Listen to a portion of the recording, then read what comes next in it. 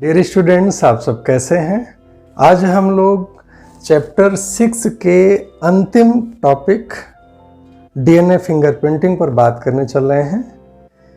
नाम तो आपने सुना ही होगा और इसका डिटेल ये क्यों और कैसे होता है, इसकी उपयोगिता क्या है, आप पूरा वीडियो देखेंगे तो मुझे पूरी उम्मीद है कि आपको सारे डाउट्स आपके क्लियर हो जाएंगे। तो आइए पहले हम इसके बेसिक्स को समझते हैं।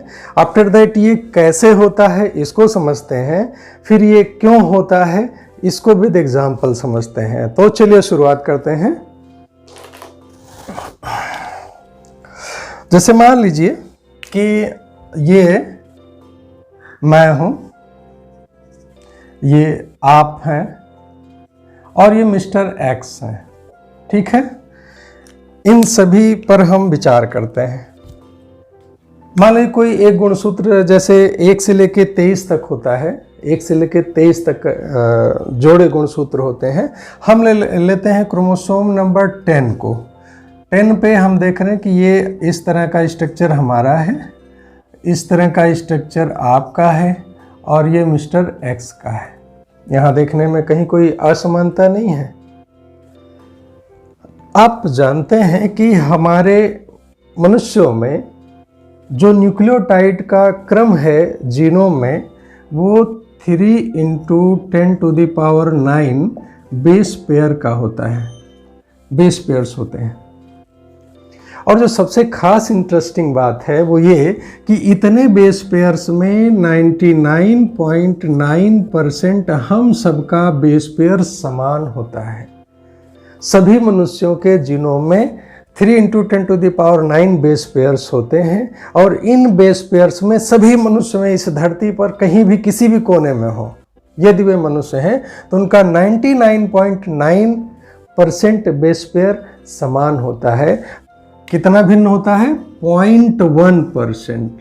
ध्यान रहे, 0.1% डिफरेंस होता है हम सब में, और यहाँ पर यह डिफरेंस यूनिक होता है, अलग अलग व्यक्तियों में अलग अलग होता है। यही डीएनए फिंगरप्रिंटिंग का आधार है।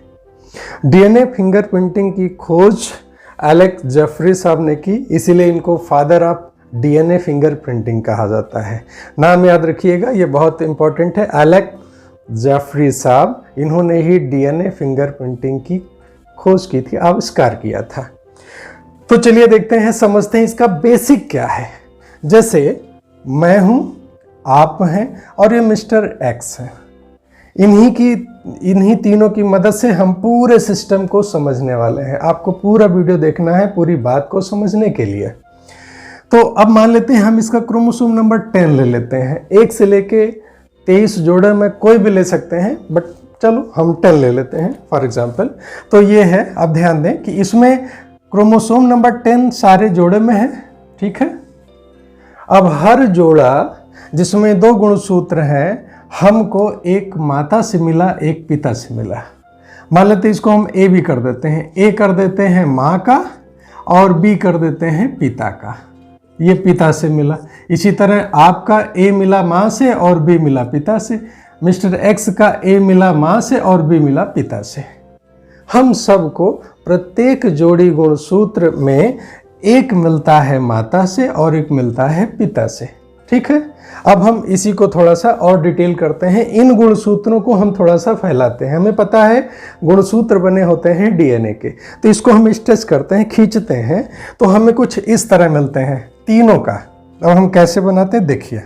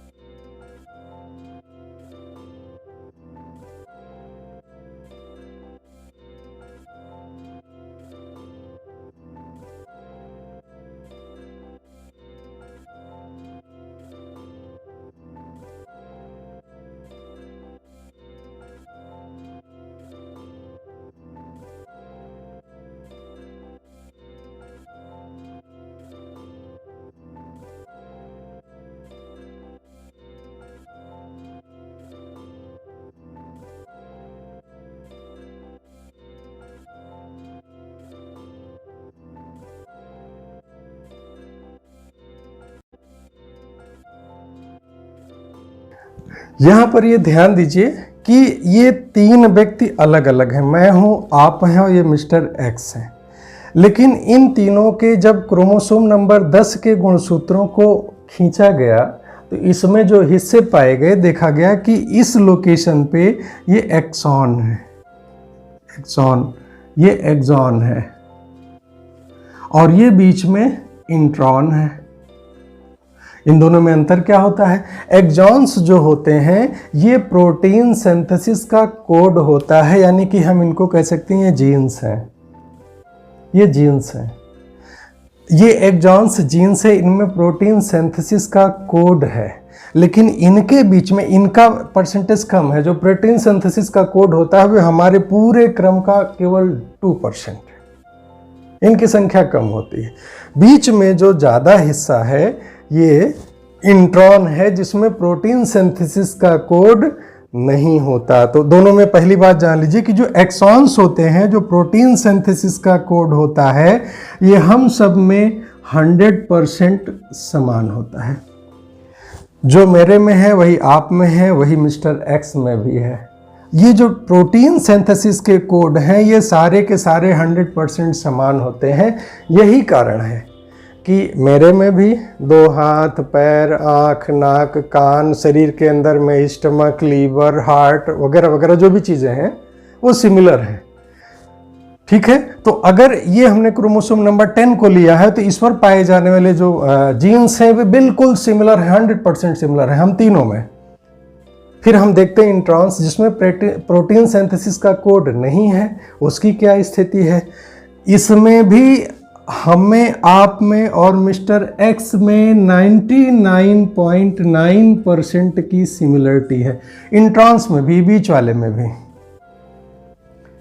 तो अंतर क्या है, किस बात का अंतर है? तो वो अंतर है 0.1% का, और इसी अंतर के कारण, इसी पॉलीमॉर्फिज्म के कारण मैं आपसे अलग हूं और ये मिस्टर एक्स हम दोनों से अलग है।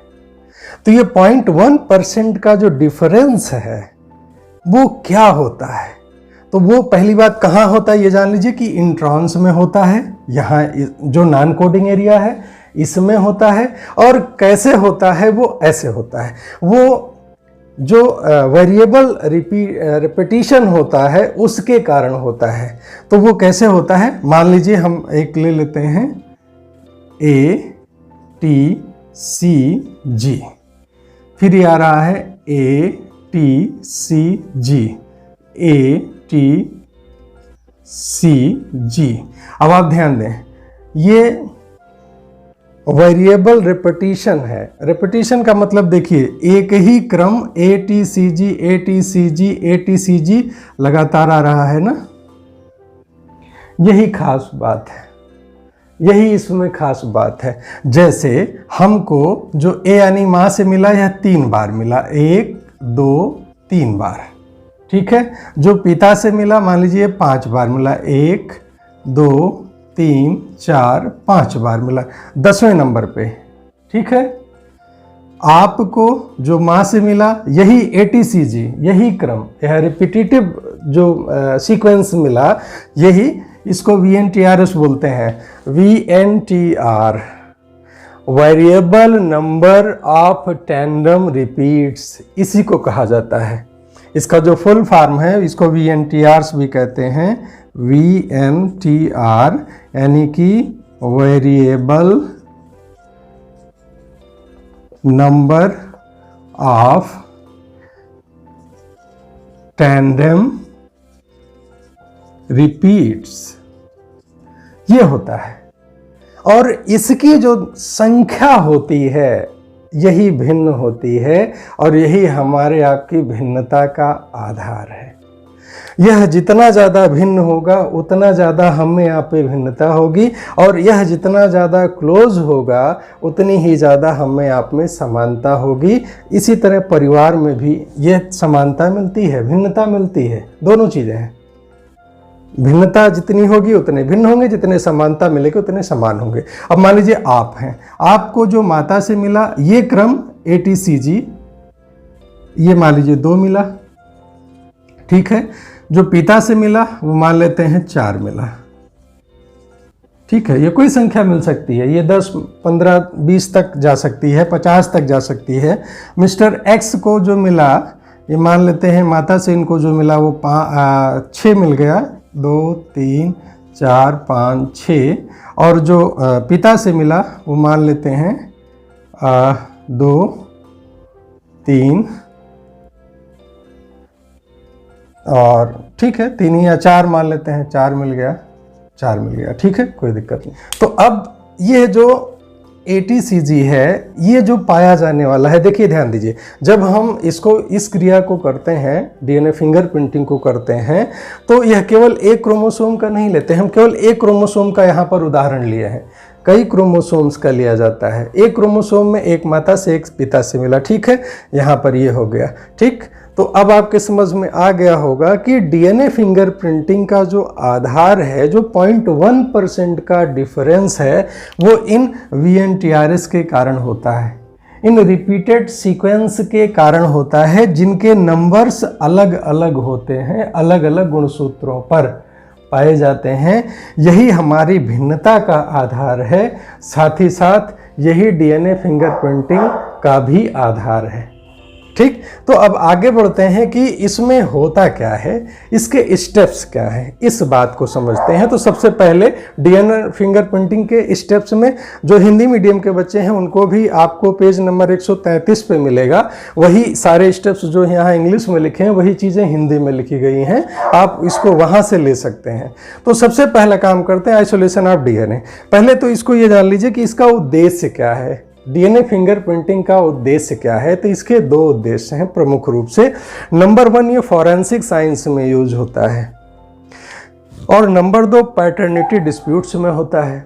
दोनों का आज मैं उदाहरण लेके बताऊंगा। फॉरेंसिक साइंस का मतलब किसी का मर्डर हो गया, ठीक है, मर्डर होने के बाद वो आदमी चला गया मार के, तो अब उसके कुछ अगर उसकी सेल का कोई भी हिस्सा मिल जाए जिसमें न्यूक्लियस हो, ध्यान रहे कि उसमें न्यूक्लियस होना चाहिए। ब्लड में हमारे RBC काम का नहीं है, WBC काम का है, क्योंकि WBC में न्यूक्लियस होता है, लेकिन RBC में न्यूक्लियस नहीं होता है, तो वो काम का नहीं है। तो अब अगर इस तरह हो गया तो मर्डर हो गया, और मर्डर करने वाला मर्डर करके निकल गया। हम उसका पता कैसे करें? पता हम करेंगे DNA फिंगरप्रिंटिंग के द्वारा। कैसे करेंगे अभी मैं बताता हूँ। पैटर्निटी डिस्प्यूट्स में जैसे बच्चा है, बच्चे की माँ है, दोनों का कंफर्म है, लेकिन पिता की दावेदारी 2 लोगों के द्वारा की जा रही है।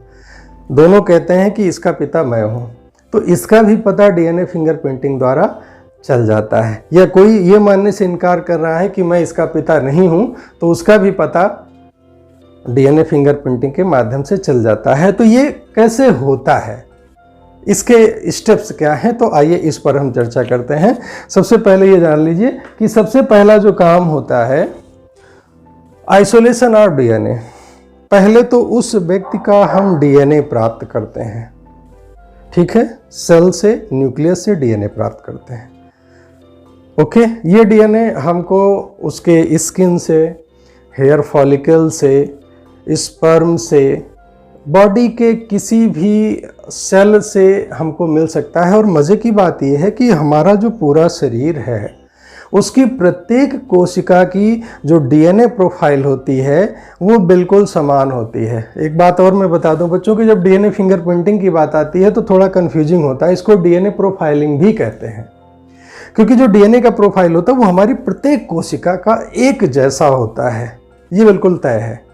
तो सबसे पहले हम क्या करते हैं, आइसोलेशन ऑफ DNA। उस DNA को हम आइसोलेट करते हैं, अलग करते हैं। तो कैसे करते हैं?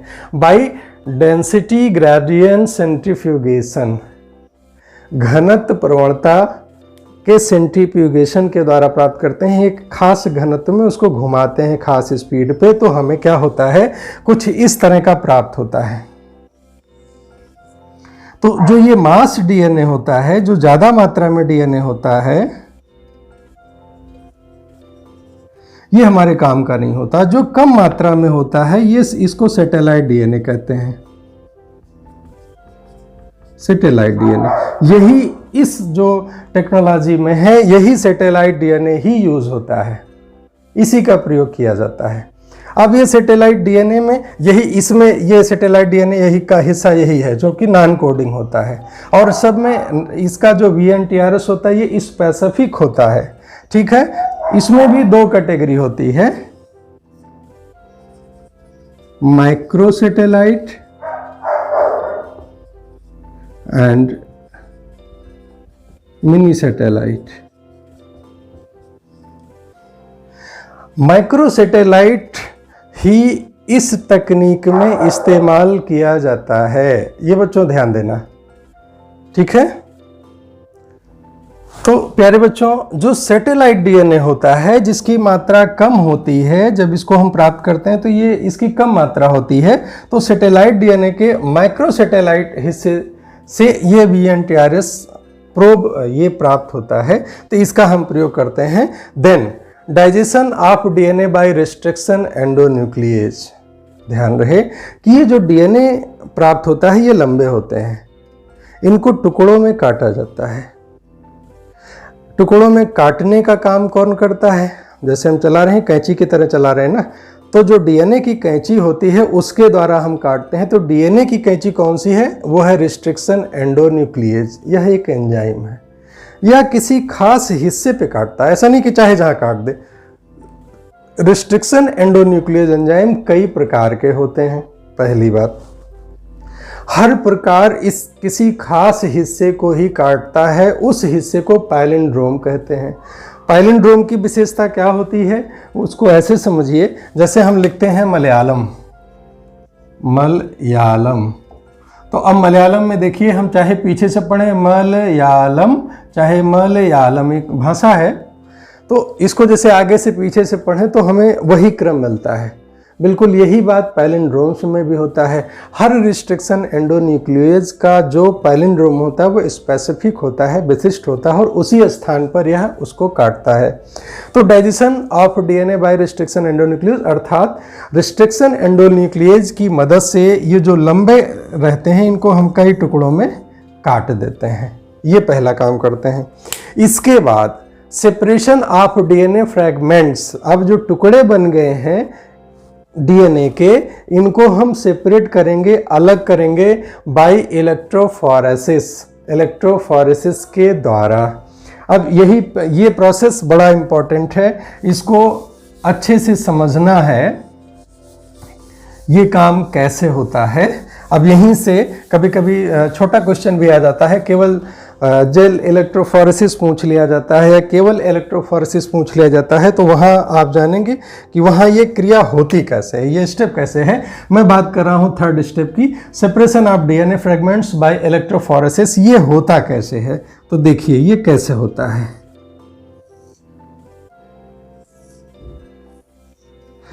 ये एगेरोस जेल होता है, एगेरोस जेल की एक प्लेट होती है, इसमें यहाँ पर डीएनए वेल्स होते हैं।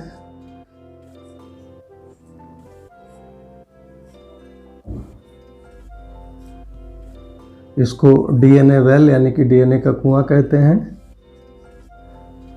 और ये जो डीएनए होता है ना, ये खुद नेगेटिवली चार्ज होता है, एसिडिक नेचर का होता है, ये नेगेटिव चार्ज होता है, तो इधर नेगेटिव इलेक्ट्रोड होगा, इधर पॉजिटिव इलेक्ट्रोड होगा। ठीक, अब आप ध्यान दें कि मान लेते हैं हम पहले केस को यहीं से शुरुआत करते हैं। फॉरेंसिक साइंस का जो केस है उसको हम शुरू करते हैं। कैसे कि मान लेते हैं कोई ये मर्डर केस हुआ है, उसका जो सैंपल है वो इसमें डाल देते हैं। मान लीजिए मर्डर केस है, जिसका भी है मर्डर MC, मतलब मर्डर केस है, और यहाँ पर 3 लोगों पे सस्पेक्ट है। एक मैं हूँ, मी, दूसरा आप हैं, और तीसरा वो मिस्टर X है। अब देखना है इन तीनों में से किसने मर्डर किया है, मैंने, आपने या मिस्टर X ने। ठीक है, तो अब देखते हैं कि ये कैसे होता है। ध्यान दें कि जैसे जैसे जिसके पास ये VNTRS रिपीटेटिव सीक्वेंस ज़्यादा होंगे तो वह कम मूव कर पाएगा, क्योंकि भारी होगा ना, और जिनके पास ये रिपीटेटिव सीक्वेंस कम होते हैं वे ज़्यादा मूव कर पाएंगे, हल्के होते हैं।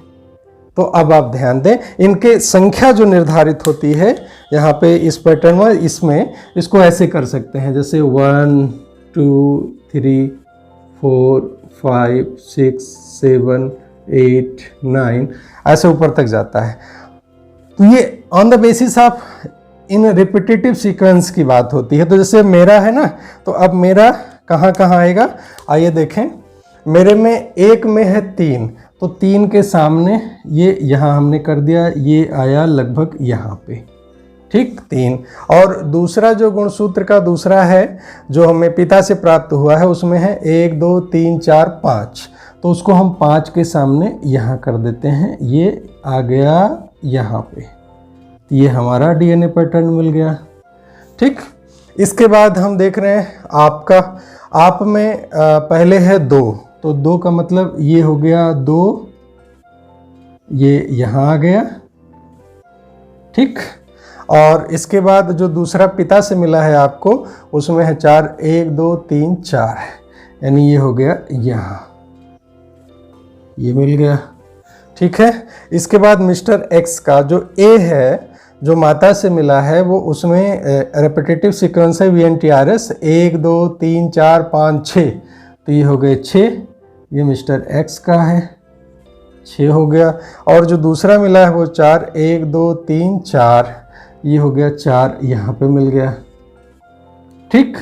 और जो केस मिला है, उनका जो मिला है पैटर्न, वो मिला है, एक मिला है 6 पे और दूसरा मिला है 4 पे। तो अब आप अगर टैली करें, ये हुआ कि भाई ये मर्डर केस में इन 3 लोगों पे संदेह है, तो 3 लोगों पे संदेह में जिनका ब्लड सैंपल मिला, उन तीनों का जब मिलान किया गया तो मेरा बिल्कुल भी नहीं मिला। आप देखें कहीं से मिल रहा है, नहीं मिल रहा है, ये इनका पैटर्न यहाँ है, ये यहाँ है, मेरा नहीं मिला, तो मैं तो बरी हो गया। आपका देखते हैं, आपका 4 नंबर तो मिला है, देखिए 4 नंबर ये मिल रहा है, ये चौथे नंबर का जो है ये मिल रहा है, क्योंकि 4 रिपीटेटिव सीक्वेंस इनमें भी है, आप वाले में 1 2 3 4, और 4 इनका भी मिला है। जो मर्डर केस पे जो मिला है सैंपल, वहाँ भी उनका, वह भी 4 मिला है, तो ये 4 मिला, लेकिन यह जो 2 है यह नहीं मिला।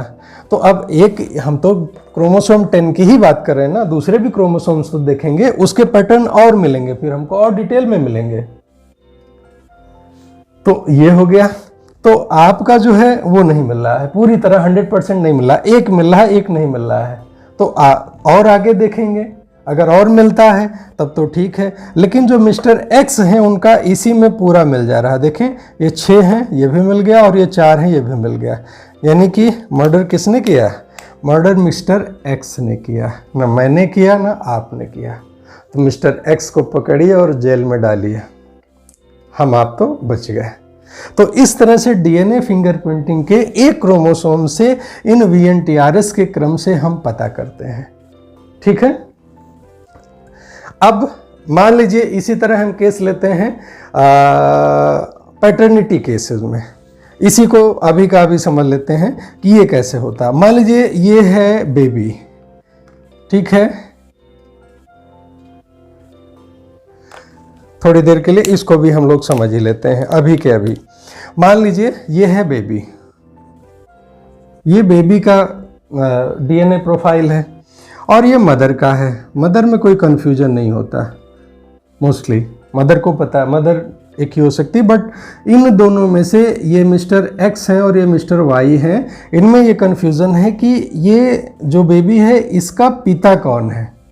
माँ को भी नहीं पता है, तो पिता कौन है। तो अब मान लीजिए ये माँ का पैटर्न है, यहाँ पे ये है, यहाँ पे ये है, यहाँ पे ये है, और ये पिता का पैटर्न है, इसका बेबी का पैटर्न है, यहाँ पर मान लीजिए ये है, यहाँ पे ये है, कुछ भी ले लिया, ठीक है, ये है, ओके।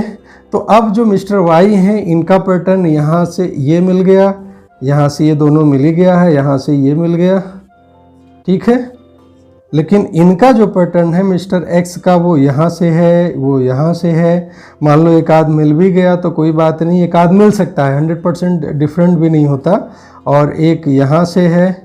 तो अब आप देखें, टैली करें, इनका पिता कौन हो सकता है? ये चीज़ यहाँ पे मिल रही है, ये चीज़ यहाँ पे मिल रही है, और ये चीज़ यहाँ पे मिल रही है, ये चीज़ यहाँ पे मिल रही है, जबकि इनका यहाँ पे तो मिल रहा है लेकिन यहाँ नहीं मिल रहा है, यहाँ पे मिल रहा है, यहाँ पे इनका तो है, इनका है ही नहीं, यहाँ पे मिल रहा है लेकिन यहाँ नहीं मिल रहा है, ये वाला हिस्सा नहीं मिल रहा है, ये वाला हिस्सा नहीं मिल रहा है, तो कई हिस्से नहीं मिल रहे, लेकिन जो मिस्टर वाई हैं इनका जेनेटिक पैटर्न इस बच्चे से मिल रहा है, साथ ही साथ इनके मदर का भी जेनेटिक पैटर्न मिल रहा है। देखिए ये मिल रहा है, ये मिल रहा है, यहाँ पे ये मिल रहा है, यहाँ पे ये मिल रहा है, मतलब इस तरह मिलते हैं।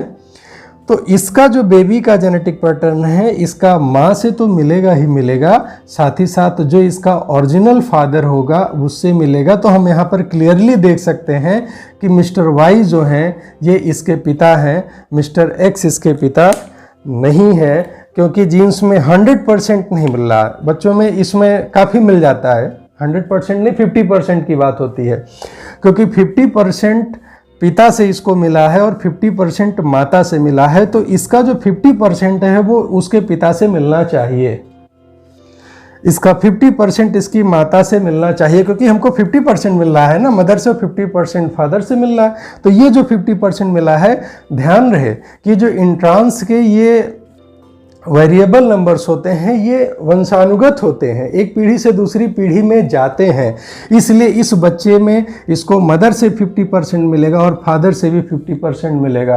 तो वो 50% हमें वाई से मिल रहा है लेकिन एक्स से नहीं मिल रहा है, इसके आधार पर एक्स इसका पिता नहीं है जबकि वाई इसका पिता है। तो ये डिस्प्यूट भी इसी तरह से डिसाइड होते हैं, कोर्ट में बिल्कुल मान्य है, वैलिड है। अब आगे क्या होता है इसमें, ये तो हो गया, ये तो हो गया इसमें इलेक्ट्रोफोरेसिस में। इलेक्ट्रोफोरेसिस में हम इसी जो डीएनए वेल्स होते हैं इसी में इन डीएनए के फ्रैगमेंट्स को डालते हैं, उन टुकड़ों को डालते हैं। तो इस जो एगेरो जेल होती है, इस जेल में नेगेटिव चार्ज होता है डीएनए की तरफ और पॉजिटिव इलेक्ट्रोड होता है दूसरी तरफ। तो नेगेटिव से पॉजिटिव की ही एगेरो जेल होती है। ज़्यादा संख्या होगी तो कम मूव कर पाएगा, जैसे यहाँ पे देखिए ज़्यादा संख्या है ना तो ये कम मूवमेंट हो पाएगा, लेकिन जिसकी कम संख्या होगी उसका ज़्यादा मूवमेंट होगा। इस तरह से ये जो टुकड़े होते हैं ये मूव करते हैं, ये टुकड़े मूव करते हैं, ठीक है।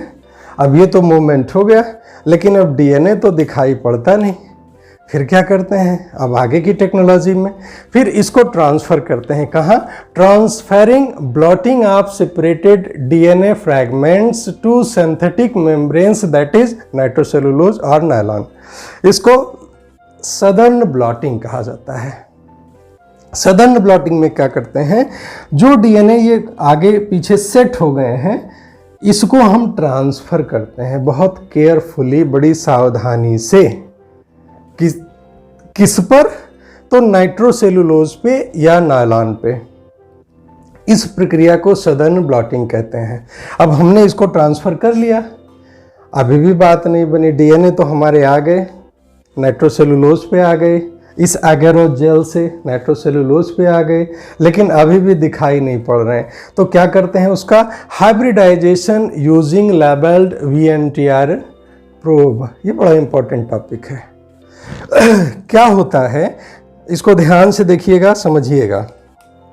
देखिए जो सारे डीएनए हैं आप जानते हैं कि ये डबल हेलिकल होते हैं सारे, ठीक है।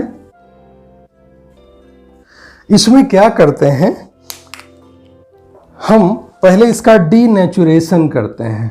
क्या कर देते हैं, डीनेचुरेशन, यानी कि जो ये डबल स्टैंडर्ड है ये सिंगल स्टैंडर्ड में कन्वर्ट हो जाता है, सिंगल स्टैंडर्ड में।